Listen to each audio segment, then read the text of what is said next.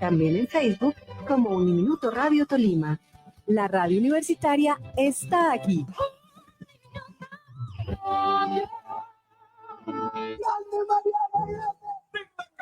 Catherine Ibardo. ¡El campeón!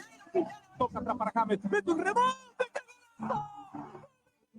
En Uniminuto Radio empieza Play Sports.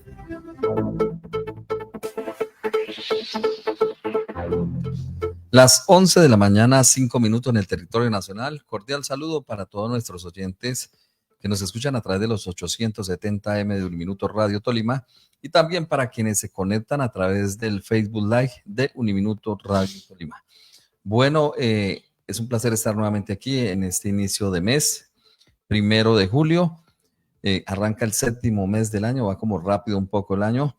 Saludando desde luego a la mesa de trabajo, el día de hoy con Daniel Pérez y también con el señor Arturo, un nuevo miembro de esta casa, con quien empezamos dándole apertura a este programa. Desde luego también a Viviana Baicue en el Control Master y con mucha información deportiva para tocar. Hay temas de Liga Betplay, tenemos nuevo campeón en la Liga Betplay Di Mayor. Continúa también la evolución del Mundial de Clubes, algunas sorpresas en octavos de final. Estaremos hablando también de deporte a motor, una brillante actuación de Sebastián Montoya. Tenemos unas de cal y otras de arena, mientras en la Fórmula 2 Sebastián Montoya ha tenido una gran actuación. En MotoGP 2 David Alonso no ha tenido la mejor de sus carreras. Y también estaremos hablando de las confirmaciones o los colombianos que están confirmados para participar en la edición 2025 del Tour de Francia. Arrancamos, como siempre, con la acostumbrada frase del día, la de este 1 de julio es la siguiente: a quien teme preguntar, le avergüenza aprender. Es un proverbio danés. Y sin más preámbulos, saludamos a Arturo. ¿Qué tal? Hola, Esaú, ¿cómo está? Un abrazo para usted y para todos los oyentes de Uniminuto Radio Tolima en los 870 AM y por supuesto en todas nuestras redes sociales. Claro que sí, Arturo. Es un placer tenerlo por aquí en esta mesa de trabajo y les comentamos, estará haciendo parte de este equipo y de los contenidos de nuestra emisora. También Daniel, ¿qué tal estuvo este fin de semana? Hola, muy buenas tardes. Primero que todo, la gloria a Dios por otro día pues más aquí, por permitirnos estar más aquí. Un saludo al compañero, ¿cómo está? Y también a Viviana y a su merced acá. Sí, mucha información deportiva, como le decía a usted. Tenemos un nuevo campeón, ¿no? Al fin y al cabo llegó la 10ª después de tanto pues sufrimiento por los hinchas santafereños. Bueno, ese es el tema con el que arrancamos. Independiente Santa Fe, nuevo campeón del fútbol profesional colombiano o campeón de este torneo Apertura. Se dio la lógica en el sentido de que el mejor visitante hizo valer esa condición y a pesar de que para muchos, incluyéndome, Medellín era favorito por la manera como venía asumiendo los últimos compromisos, al fin de cuentas el más efectivo fue Independiente Santa Fe y con todo lo que habíamos dicho la semana pasada, Daniel, tener un goleador enchufado en vena, como dicen por ahí, terminó al final marcando la diferencia. ¿Qué nos puede decir de ese partido, Arturo? Bueno, fue un partido muy parejo entre los dos equipos, hay que decirlo. Un Santa Fe que venía precisamente, como usted lo acaba de decir, Esaú, con el rótulo de ser el mejor visitante del campeonato. No quiere decir que haya sido el mejor equipo de la liga. Entre otras cosas, a los mejores equipos de la liga los eliminaron en la fase. Santa Fe, de hecho, eliminó a uno de esos equipos que eran catalogados como los mejores de la liga, que fue Millonarios. Y pues el América, que tuvo un bajón en su rendimiento, la convocatoria de Juanfer, las lesiones, lo de Duván Vergara, bueno, en fin, todo eso que se empezó a manejar con el tema económico, en fin. Y Santa Fe aprovechó el envión que le dio esa victoria contra Millonarios en el Clásico, la clasificación a la final, y sobre todo lo que hizo en el partido de ida, porque Santa Fe, si bien no jugó como debió jugar ese partido de ida, no sacó el resultado en el partido de ida como debió haberlo hecho, pues se valió de su categoría como el mejor visitante del campeonato y pues sacó el resultado, que era lo más importante. Ahora, lo que a mí sí me tiene más asombrado, me tiene más sorprendido gratamente, es el tema de Rodallega. En una pierna de ese tipo marcó el gol del juega. En una pierna. Y pues eso ya dice mucho de un goleador como Rodallega. Un batallador definitivamente. El caso de Hugo Rodallega, como usted lo resalta, todo el campeonato ha sido determinante, ¿no? Para Santa Fe creo que ese ha sido el plus, un Hugo Rodallega que para muchos dicen, bueno, está ya en su fase final de carrera, y creo que llegó a Santa Fe y se acomodó al sistema, a pesar de que han tenido cambios de técnico, este señor uruguayo que ha llegado a dirigir esta última fase final del campeonato, y le da un título a Santa Fe que lo están esperando bastante rato. Bueno, se da una condición, era que ambos equipos habían perdido las últimas 3 finales, ¿no? Exactamente. Definitivamente aquí pues se iba a romper la racha para alguno de los dos, y se convierte en el nuevo antirécord, ¿no? El de Medellín, 4 títulos perdidos de manera consecutiva en la Liga Betplay de Mayor, o 4 finales perdidas de manera consecutiva, y se quedan pues a puertas de celebrar su 7º título en el caso del Independiente Medellín. Afortunados, lo hemos resaltado aquí en estos medios, de tener estos goleadores de categoría. Mirábamos por ahí la semana pasada, estudiamos los 10 máximos goleadores en la historia, o los 10 máximos goleadores colombianos en la historia, y tener 6 de ellos en la Liga Colombiana este año creo que le da un plus también, y Rodallega pues ha sabido terminar esta fase. Sí, definitivamente es un goleador de cepa, ¿no? Como se dice, un goleador de cepa, porque pues en las circunstancias que estaba, porque Rodallega prácticamente, como lo decía aquí el compañero Arturo, en una pierna, o sea, literalmente en una pierna fue que marcó el gol de la victoria, pero pues fue un partido muy parejo, pero pues al final Medellín estaba como que arrinconando a Santa Fe. Entonces, ¿qué pasó? Yo creo que el error aquí de este partido fue que no marcaron a Rodallega, porque precisamente lo vieron pues lesionado, lo vieron incluso cojeando. O sea, yo vi que cuando se dio la contra de Santa Fe, literalmente Rodallega llegó en una pierna, llegó cojeando, entonces nadie marcó a Rodallega y eso fue lo que pasó. Y sí, como le decía a usted, un antirécord, y Medellín se convierte en el segundo equipo con más subcampeonatos. El primero es el Cali con 14 y el Medellín con 13. Y ya lo sigue Medellín Nacional con 12 subtítulos, y Tolima con 9, sí señora. Entonces, está la información. Mire, ese tema de los veteranos en el fútbol profesional colombiano, hay que tomarlo con pinzas, porque es que es un arma de doble filo. Sí. Porque puede ser, o se puede interpretar como que el nivel de los jugadores que llegan a los equipos es tan bajo que tienen que venir los veteranos a cumplir y hacer este tipo de actuaciones, o por el contrario, pues qué bueno que un jugador o que jugadores que en su momento fueron ídolos, referentes del fútbol, exactamente, referentes internacionales, pues que vengan a nutrir nuestra liga y a darle ese valor que merece. Entonces eso puede ser bueno y puede ser malo dependiendo del ojo del que lo mire. De todas maneras, uno admira mucho la resiliencia de Independiente Santa Fe, admira mucho que un equipo que empezó muy mal el campeonato, con muchas dudas, pues se logró coronar, Yo sigo pensando que esos son los ejemplos y los espejos que tienen que tomar las directivas, y vamos a traerlo aquí al plano local, del Deportes Tolima. Sí. Porque el Deportes Tolima lleva ya algunos años intentándolo, después del título del campeonato de la pandemia, eso fue 2020. 2021 contra 2021. Millonarios, 20 de junio. Exactamente. 2021. Lo ha venido intentando el Deportes Tolima y no ha tenido éxito. Y pues la gente el hincha empieza a necesitar eso, otra vez, que vuelva a ser el Deportes Tolima protagonista. Y pues obviamente los demás equipos, el Medellín sobre todo, que empezaron con el tema de la ruda y en las redes sociales. Y las cábalas y todo eso, sí. Entonces, ese tipo de cuestiones hay que revisarlas. Bueno, el caso, por ejemplo, de estos jugadores históricos, como usted lo dice, sí es cierto, hay que tomarlo con pinzas, pero también es un plus que últimamente los equipos colombianos están mirando como una posibilidad, digamos, de traer a los hinchas a los estadios, trayendo sus íconos históricos. Lo vemos en el caso de Millonarios, ese gran esfuerzo en traer a Radamel Falcao García, que quizás todavía tenía mercado internacional, porque Falcao estuvo sonando incluso para regresar a River Plate, y es un jugador que para cualquier equipo aquí en Latinoamérica, equipos grandes, quisieran tenerlo dentro de sus filas. El caso pues de Dairo Moreno, Dairo Moreno es más manizaleño que cualquiera, en el sentido de que ha hecho la mayoría de su carrera y se mantiene ahí a pesar de las diferentes polémicas, de las diferentes críticas, Pero lo de, por ejemplo, Carlos Vaca Jr. también hace un esfuerzo grande en repatriarlo, Sí. traerlo, Sí. y en este momento es el cuarto goleador histórico, está apenas un gol de Víctor Hugo Aristizábal. Creería yo que en este torneo pues podría superar esa cifra.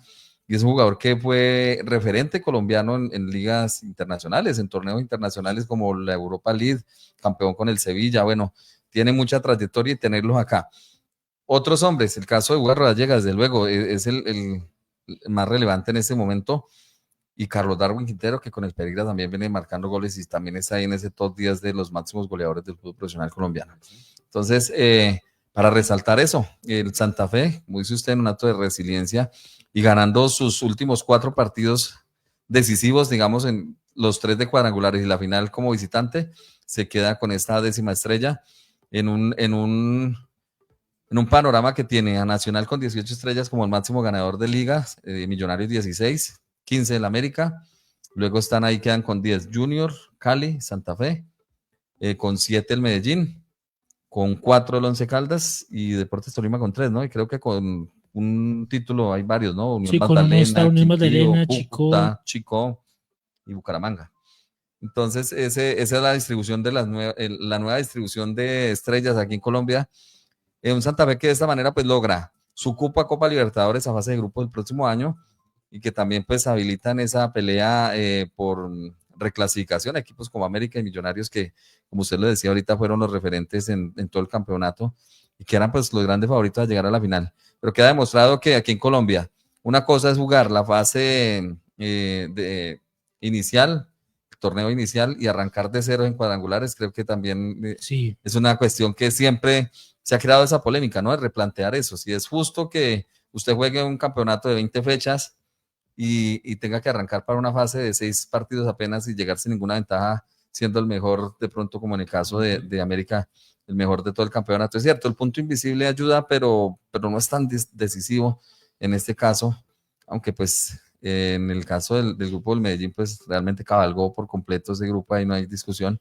Y el caso del Santa Fe, pues sacó las uñas, digamos. Yo creo que en ese sentido y hablando de ese tema, yo creo que lo más justo es, para el nivel en el que está el fútbol profesional colombiano, creo que lo más justo es el campeonato largo. Una liga. Un campeonato de todos contra todos y listo, y se distribuyen Liga campeón, subcampeón, esos que vayan a Copa Libertadores, el tercer lugar que vaya a fase de playoff de la Copa Libertadores. Se perdería, digamos, emoción, ¿no? Porque hay que decir que estos cuadrangulares son, este sistema es muy emocionante al final, pero Sí, pero es menos equitativo. Lo que pasa es que en este fútbol cualquiera le gana a cualquiera. Exactamente. Entonces todos los partidos llegan a ser emocionantes, Ese, porque va a haber mucha competencia y todos están muy parejos. Hay equipos. El problema de este tipo de campeonatos es las cabalgatas de algunos equipos. Eso es lo que más le critican.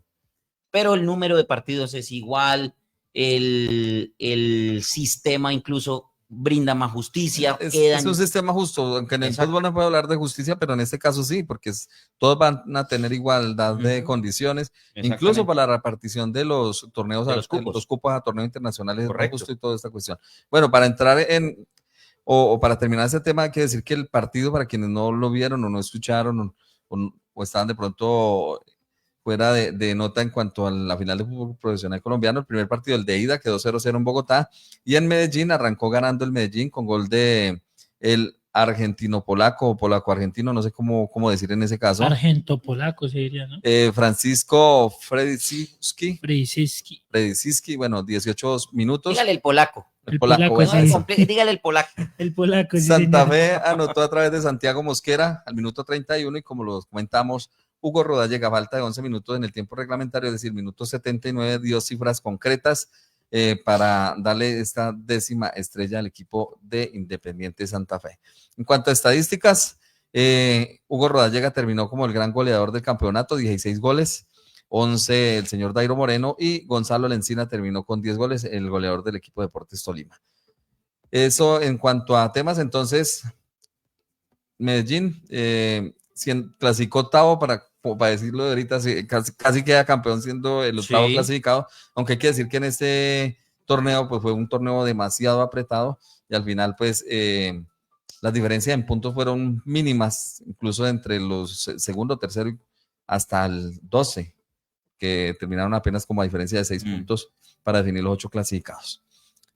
Pasamos del tema del fútbol profesional colombiano a hablar del fútbol internacional. ¿Por qué?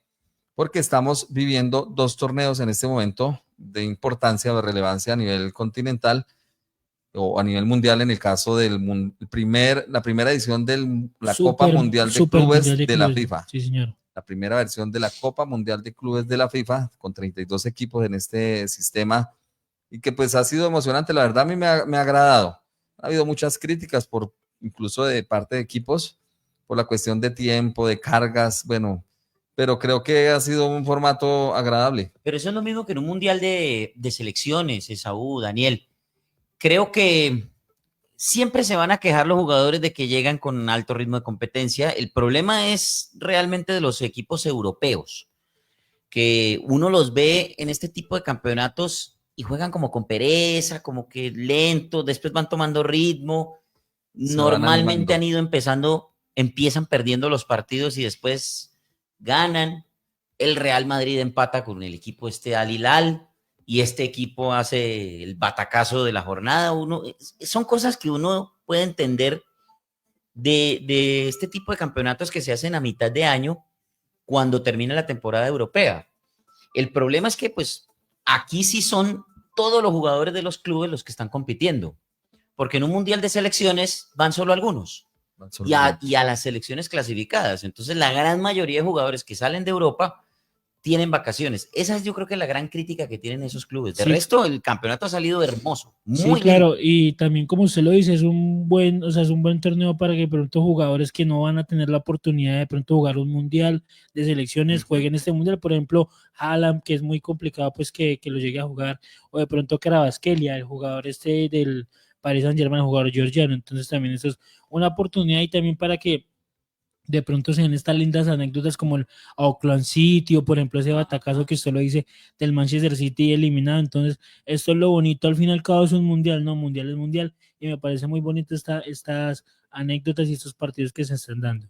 Bueno, para ponerlo en contexto, entonces estamos jugando los octavos de final que arrancaron el día sábado. El primer juego fue el juego entre equipos brasileños. Estamos hablando del equipo de Palmeiras frente a Botafogo, con resultado de 1-0 en tiempo de adición, con gol de Paulinho, y donde fue una de las grandes figuras el señor Richard Ríos, ¿no? Nuevamente pase gol, destacándose con el equipo de Palmeiras.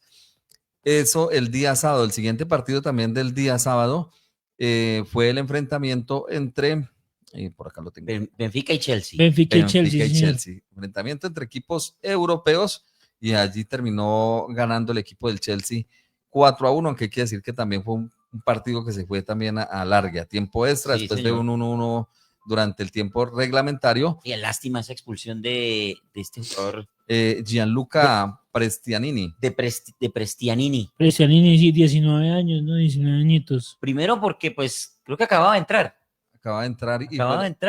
Y fuera de eso, pues eso marcó el partido. Y sí, eso fue lo que desequilibró, porque al final de cuentas el Chelsea adelantó líneas, ya tenía el espacio, y que este jugador, pues, creo que llega como un refuerzo importante ahí de la mitad del campo del equipo del Benfica.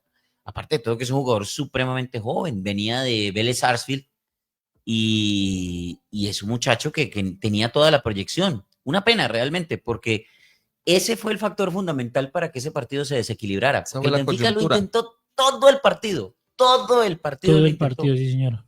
Al final lograron el empate, y eso fue prácticamente una victoria para ellos. Sí, precisamente al minuto 90+5 logra el empate.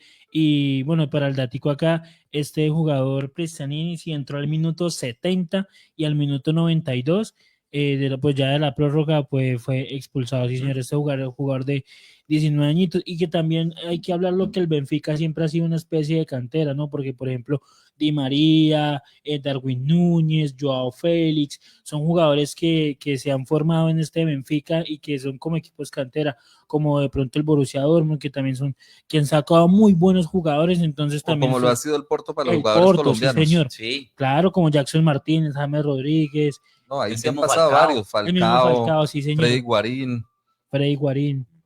Jugadores que resaltaron. Bueno, en resumen de este partido, entonces arrancó ganando el Chelsea con gol de James Rees.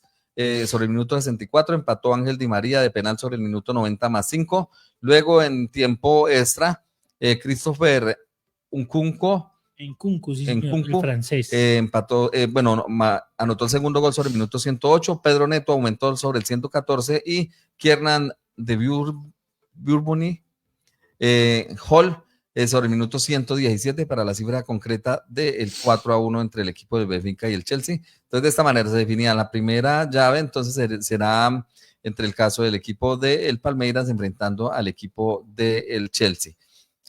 El día domingo se venían los siguientes encuentros y fueron el enfrentamiento entre el Paris Saint-Germain y el Inter de Miami. Un paseo realmente en este primer tiempo por parte del actual campeón de la UEFA Champions League, que venció con facilidad al equipo del Inter de Miami. Eso se veía venir. Un equipo que llegó al que le regalaron el cupo. Porque acuérdese usted que cuando ganaron la Copa de la MLS, llegó Infantino y vamos a clasificar. Y el próximo equipo clasificado al Mundial de Clubes es el Inter de Miami.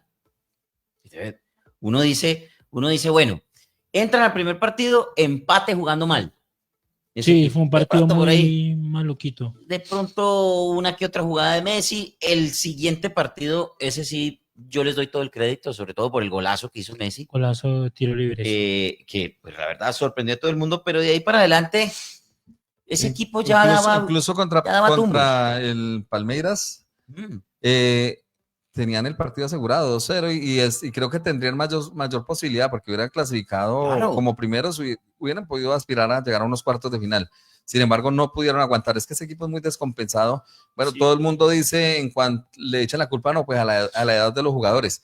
Pero creo que a nivel defensivo tienen jugadores nuevos, tienen jugadores jóvenes y una apuesta grande, pero nunca se ha visto, digamos, ese equipo jugar como equipo. Ese equipo, correcto, una cosa es atacando, porque Messi a la edad que tenga y lo que sea, Messi siempre va a generar riesgo y siempre va a generar opciones de gol, y él no solamente los hace, sino que también los pone.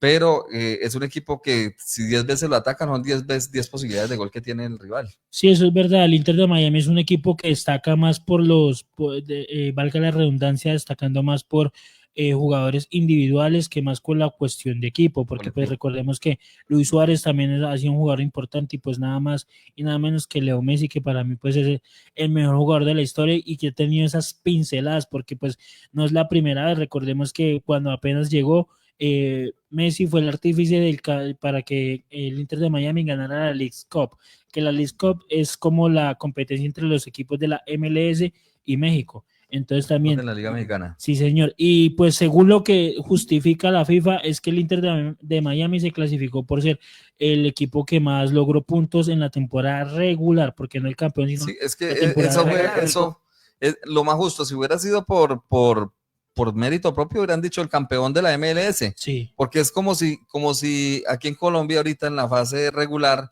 que el líder fue América, entonces de una vez le dieran el cupo a la Copa Libertadores del otro año, sin esperar que Santa Fe que fue campeón. Lo mismo pasó allá. Creo que eso fue una cuestión más de mercadeo y obviamente sí, claro, es entendible que pues era un cupo por invitación más allá, y creo que si hubiese sido otro representante, fácilmente hubiera sido un desastre esa primera ronda en el fútbol o en ese grupo, porque prácticamente el Inter de Miami fue el que movió en cuanto al público. Normalmente la FIFA tiene la buena o mala costumbre, dependiendo de cómo uno lo mire, de llevar a los equipos locales, irlos llevando. Acuérdese usted el caso del mantener mundial, lo que es supuestamente la cuestión de rating. Sí, de público, claro, bueno, para que la gente vaya. Acuérdese usted el caso del Mundial de 2002 de Corea y Japón. Que a Corea del Sur lo llevaron a punta de árbitros, de pito y de todas las mañas posibles, y lo fueron llevando hasta que terminó semifinalista. Tercero, sí. Terminó cuarto. Sí. Pero llegó a la semifinal.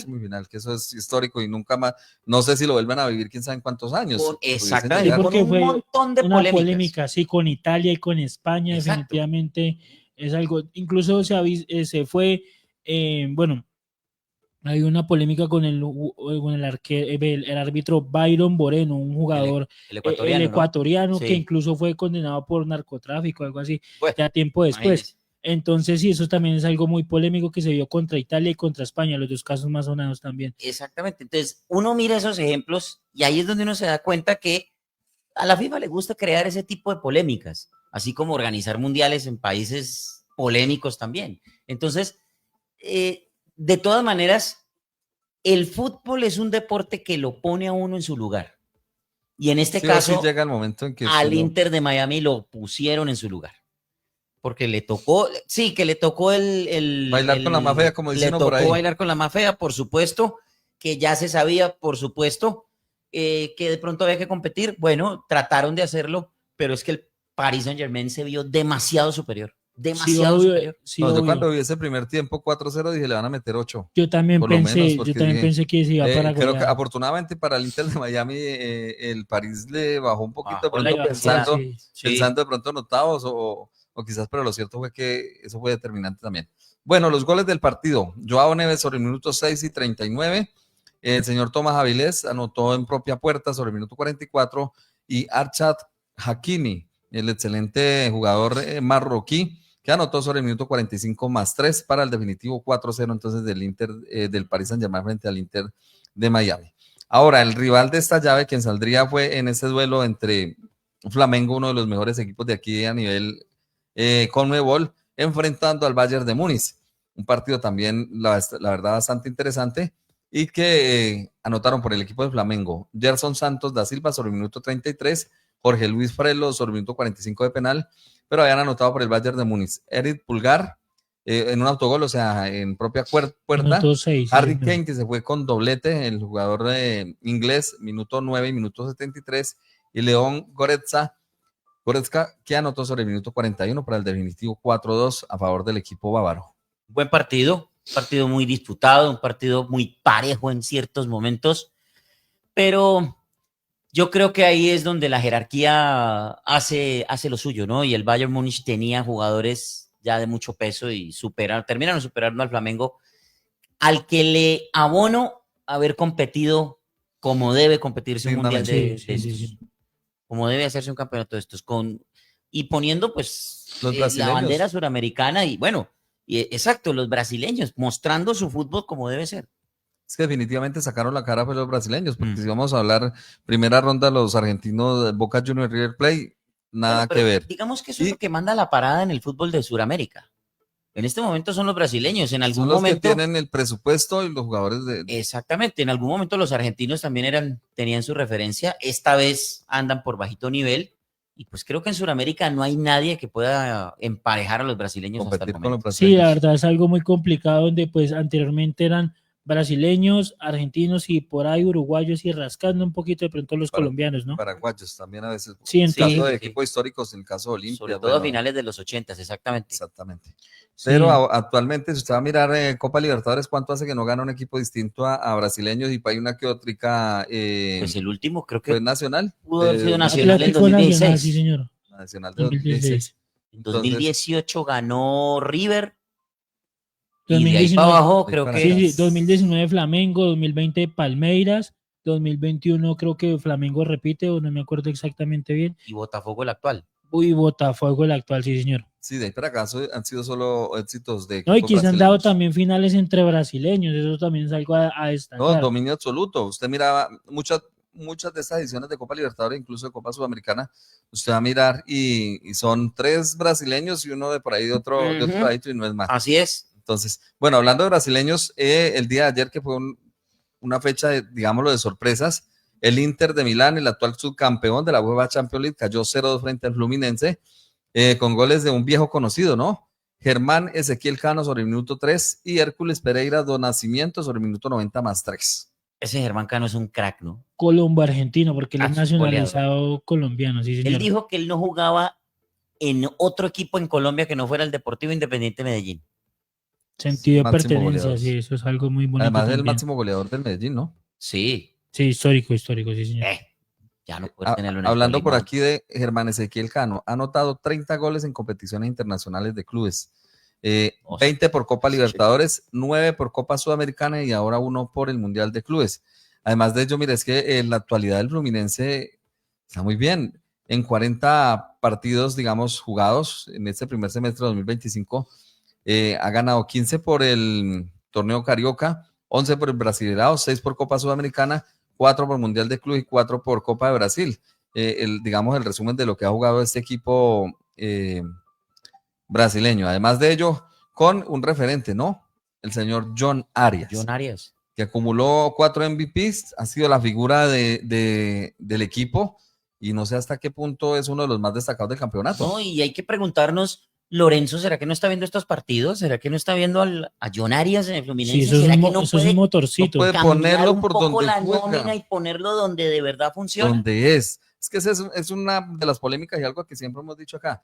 No sé qué tienen los seleccionadores nacionales, se las dan por inventar, hermano, o muchos técnicos les pasa eso. Si usted sabe, si traen a un jugador porque está jugando bien en cierta posición, como el caso de John Arias, que siempre lo hace muy bien de extremo, o a veces... ¿Por qué los cambia? ¿Por qué tienen que venirse a inventar, a buscarles puestos que no dan?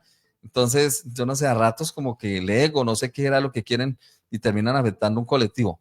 En el caso de John Arias, 75 partidos jugados en competencias internacionales de clubes y selecciones mayores, 38 de ellos por Copa Libertadores, 75 por clasificaciones mundialistas, 15 por clasificaciones mundialistas, 8 por Copa Sudamericana, 6 en mundiales de clubes de FIFA, porque no es, o sea, comparando también pues lo que son los famosos, bueno, el mundialito que vienen haciendo normalmente antes de este. 6 partidos por Copa América y 2 por Recopa Sudamericana. En cuanto a los números de John Arias, que como les repito, acumuló pues siendo la figura o el MVP de estos partidos del equipo del Fluminense, que además de ello nos regaló una joya de golazo en fase de grupos. Sí, definitivamente un gran jugador. Y bueno, aquí les tengo el dato respecto a la Copa Libertadores. En los últimos 20 años han sido 3 equipos que no son brasileños ni argentinos, que bueno, primero Once Caldas en el 2004, Liga de Quito en el 2008 y el último Atlético Nacional en el 2016. Entonces eso también es algo a destacar, ¿no? Claro, bueno, no, pues y ahí River, queda demostrado. River que debe estar por ahí en esa lista. No, sí, pero ni argentino ni brasileño. Ni argentino ni brasileño. Sí, señor. Ok, imagínense. Hace ratico no se Pues ve. qué bueno que hayan sido 2 colombianos, eso sí hay que decirlo. 2 colombianos, sí. Pero son muy poquitos, Sí, para 20 años, 3 equipos, o sea, son 17. Por ejemplo, Chile debería sacar la cara, Paraguay debería volver a... Paraguay, que tiene equipos de mucho recorrido, y desde los el uruguayos 2002, también, desde el los 2002 uruguayos que son de Olimpiano. bastante recorrido, en el caso Pues, del Uruguay. Nacional de Uruguay, Peñarol, Exacto. son equipos históricos. Y es que Uruguay saca selecciones casi que de la nada, allá. Son muy Sí, competitivos. porque son todas solo las 3 categorías. millones de habitantes en el país de Uruguay. Exacto, allá siembran una mata de tomate y salen 2, 3 futbolistas. Entonces uno no entiende cómo a nivel de clubes Uruguay no es más importante.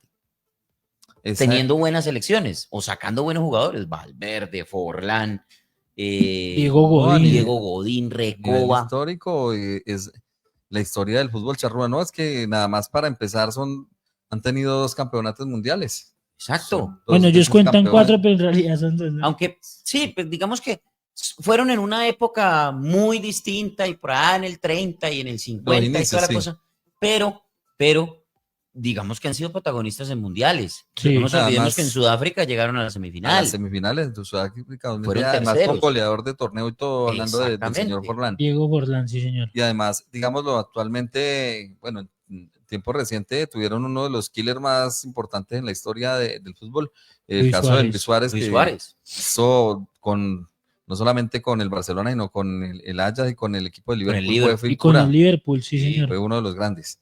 Bueno, y terminamos con otra de las sorpresas. Para mí esta sí que fue una gran sorpresa. Manchester City 3, Al Hilal 4. Un Manchester City que partidazo. empezó ganando a través de Bernardo Silva, anotó también por ellos Erling Haaland. El equipo del Al Hilal empató con Marcos Leonardo, anotó Malcolm sobre el minuto 52 el segundo gol.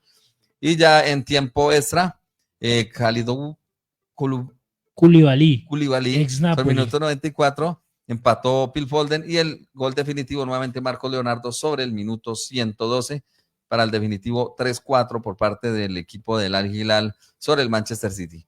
¿Esperaban alguna sorpresa de este tipo? No creo.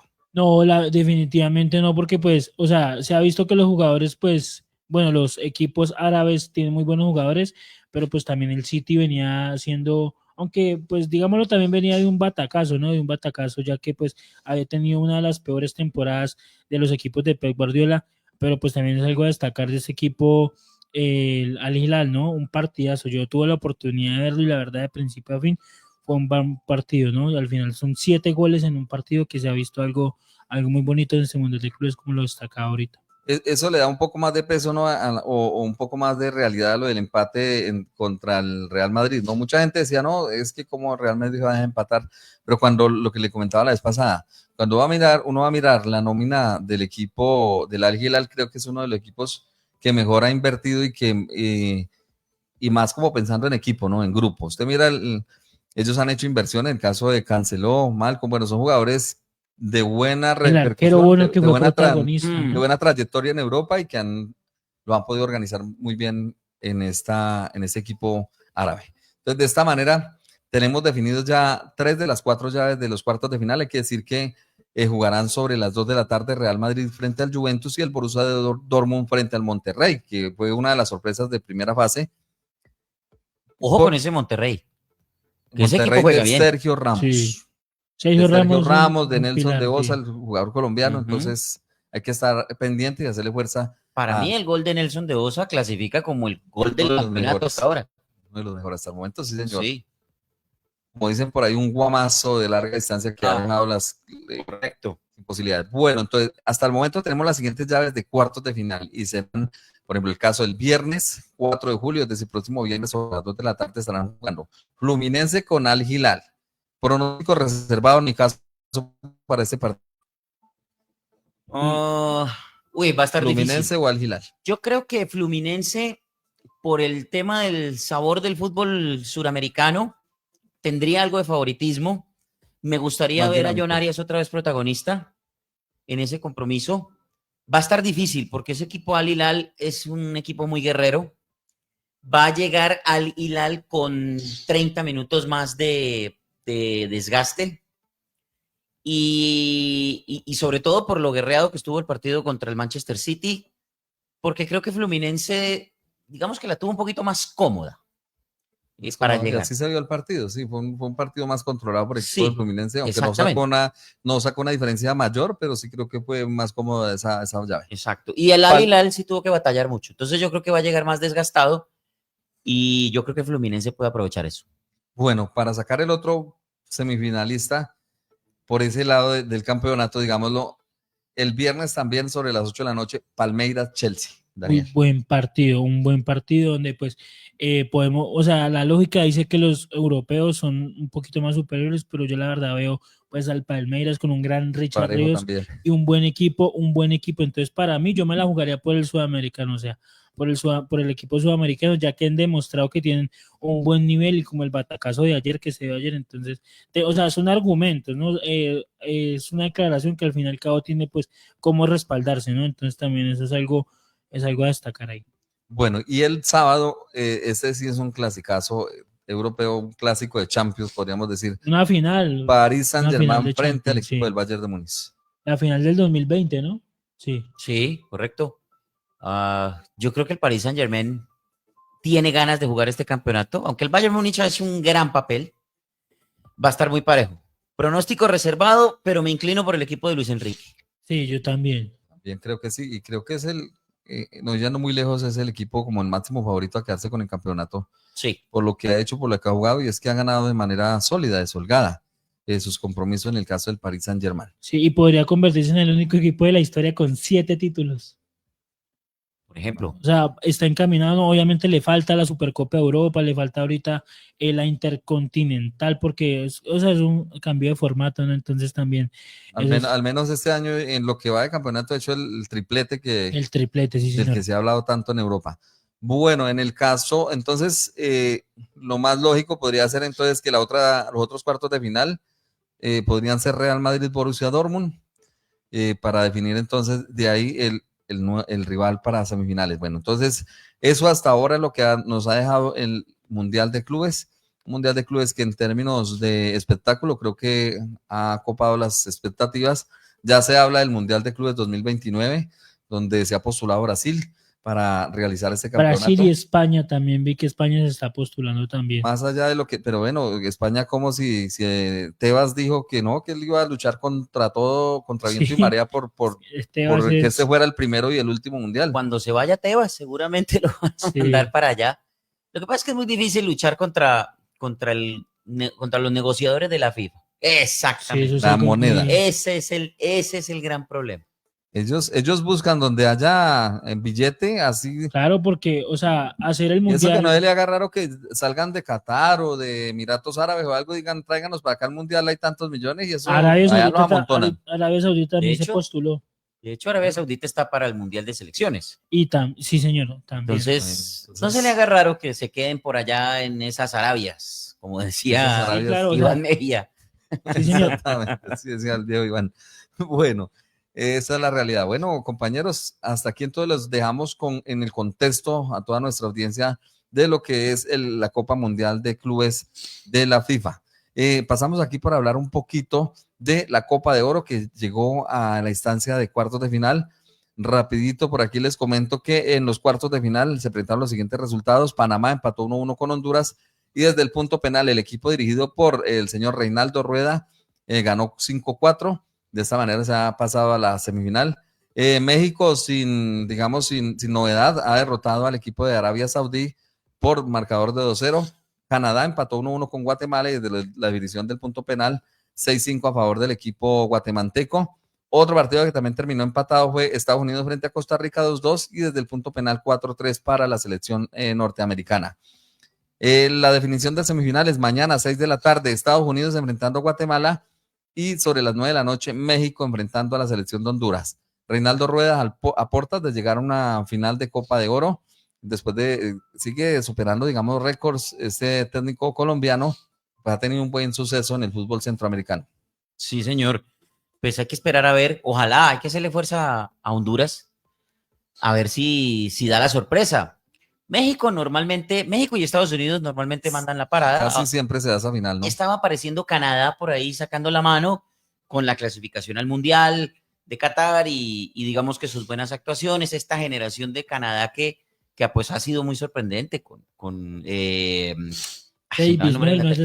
el más exactamente, el delantero que estaba en Inglaterra, bueno, después me acordaré, pero estaba teniendo buenas actuaciones y tenía una selección, o era una selección que venía con bastante proyección, ha bajado un poco la intensidad y creo que vuelve los ojos y el foco de Centroamérica a Estados Unidos y a México. Bueno, entonces esa es la actualidad entonces de la Copa de Oro, que como lo decíamos, ha tenido poca visualización en el sentido porque pues se cruzaron precisamente con el Mundial de Clubes y precisamente prácticamente en el mismo país, ¿no? Porque la Copa de Oro está jugando entre Estados Unidos y Canadá. Se está alternando. Entonces se han robado espacios, protagonismo y pues no ha tenido la visualización, digamos, a nivel prensa. No, y que Estados Unidos actualmente, o sea, en este momento está jugando 3 torneos. ¿Por qué? Bueno, está jugando primero pues la MLS y se está jugando también la Copa Oro y el Mundial de Clubes. O sea, definitivamente es sobrecarga de fútbol en el país.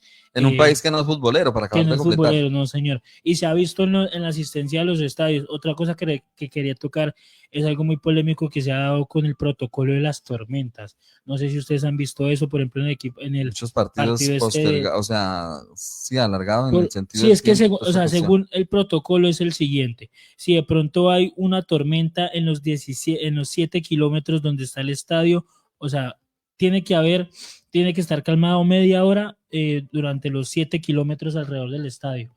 Si no, media hora más, ¿sí me entiendes? O sea, media hora más por cada tormenta. Entonces también eso es algo complicado porque, pues sí, como creo que fue Carlos Antonio Vélez el que dijo, imagínese una tormenta en la final del Mundial, hay que ser así. Sí, eso es una cosa que tiene que revisar. Y sobre todo, pues que es un país que está expuesto a eso. Allá es muy común. Así como, digamos, allá no... De la nada resulta un tornado, de la nada resulta una tormenta, un huracán, lo que sea. Entonces, geográficamente es muy propenso a esos fenómenos naturales, sí, señor. Exactamente, entonces tienen que entrar a mirar esa situación, entrar a plantear esas cuestiones y plantear, digamos, nuevas estrategias, cómo lo van a asumir. Normalmente cuando empieza el verano en los Estados Unidos, empieza el fenómeno de los huracanes, la Claro. temporada de huracanes en el Caribe. Y aquí es donde vamos a empezar a ver todo ese tipo de noticias. Entonces, por ejemplo, ciudades como Orlando, toda esa parte de costeras, la ¿no? Florida, New York, esta parte del sur, Miami. Miami, sí, señor. exactamente, Miami, Orlando, toda esa la Florida, esta parte de abajo donde está Atlanta, New Orleans, todo ese espacio es muy propenso a ese tipo de situaciones. Y ni hablar de los que están en el Pacífico con las lluvias. Los Ángeles, Seattle, toda esa parte es bastante complicado. Entonces, y Texas, el centro del país con los tornados.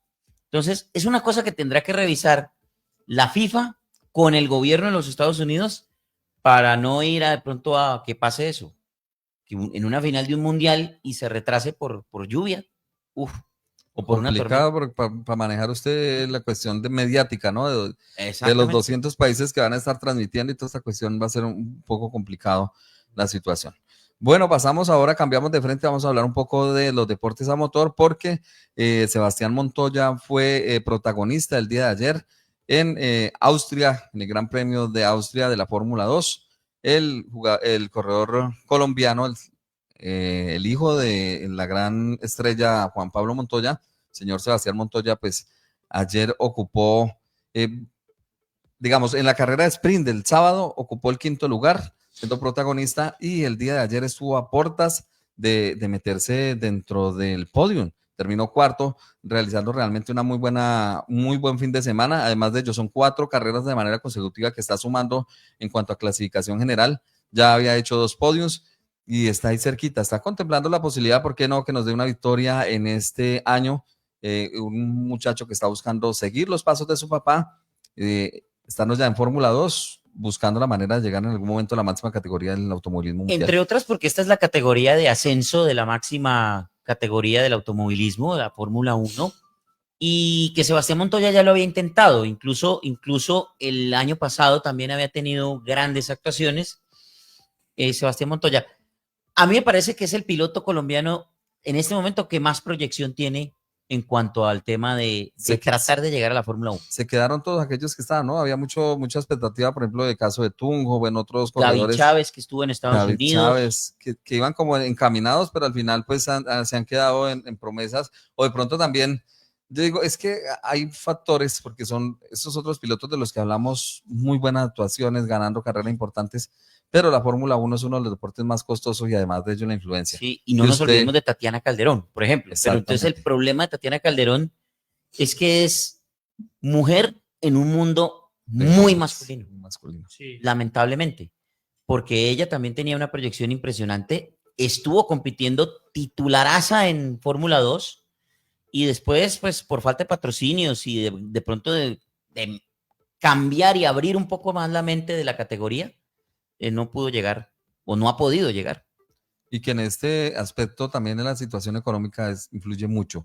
Es una inversión muy grande la que tiene que hacer. Lo decía por ahí Juan Pablo Montoya, prácticamente uno tiene que empeñar todo para poder salir adelante. Y él dice, yo me senté con Sebastián y le dije, bueno, esto sí es lo suyo, porque así como le pasó en el tiempo cuando Juan Pablo Montoya empezó su carrera, su papá siendo una persona digamos, de pronto no un rico, pero sí una persona de buenas posibilidades económicas, le tocó hipotecar su casa y jugársela toda por Juan Pablo Montoya para poder sacar adelante la carrera de él. Entonces, creo que eso también es un elemento muy importante, la situación económica en cuanto a la Fórmula 1. Por otro lado, en cuanto a el MotoGP 2, donde también tenemos una gran promesa, este joven de 19 años apenas, David Alonso, que viene a arrasar en Moto 3.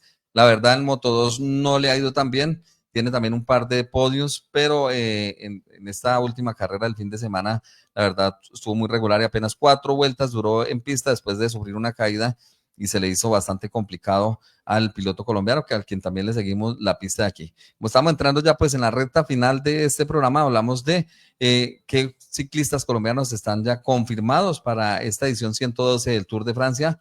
¿Cuándo empieza 2025. el Tour de Francia? Empieza el próximo sábado 5 de julio. Okay. Hay que decir que ya arranca muchas expectativas porque se hablaba de Daniel Felipe Martínez que estaría en el Red Bull Bora, a última hora no fue incluido dentro del equipo. Se hablaba de la participación por parte del Team Movistar, de Einer Rubio y de Fernando Gaviria. Sin embargo, el velocista colombiano fue descartado. una vez más de las...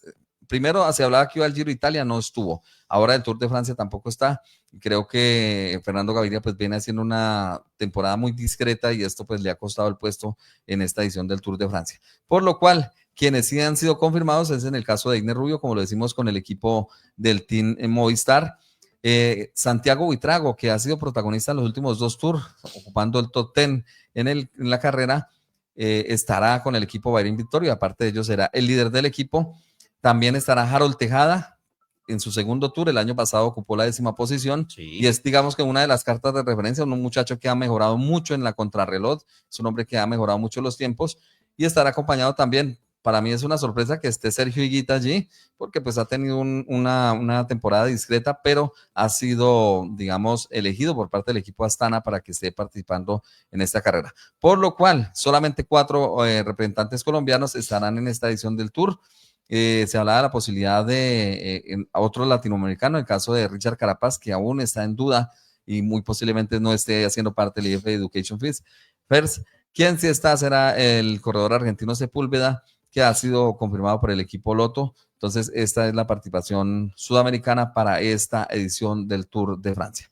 Bueno, prácticamente hemos llegado al final de esta nueva edición de Play Sport. Les recordamos a nuestros oyentes que estamos en este nuevo horario de 11 de la mañana a 2 del día, de lunes a viernes, exceptuando el jueves, ¿no? Es decir, lunes, martes, miércoles y viernes, de 11 a 12 del día, justo antes del noticiero de Alerta Tolima. Y también que nos pueden escribir a través del WhatsApp 312-314-3609. Ahí estamos pendientes de si quieren participar dentro del programa, dando algún comentario, exponiendo algún tema en este día. Bueno, de esa manera, pues, nos Pues despedimos. Esaú, muchísimas gracias por invitarme y aquí estaremos. Claro que sí. Hasta luego.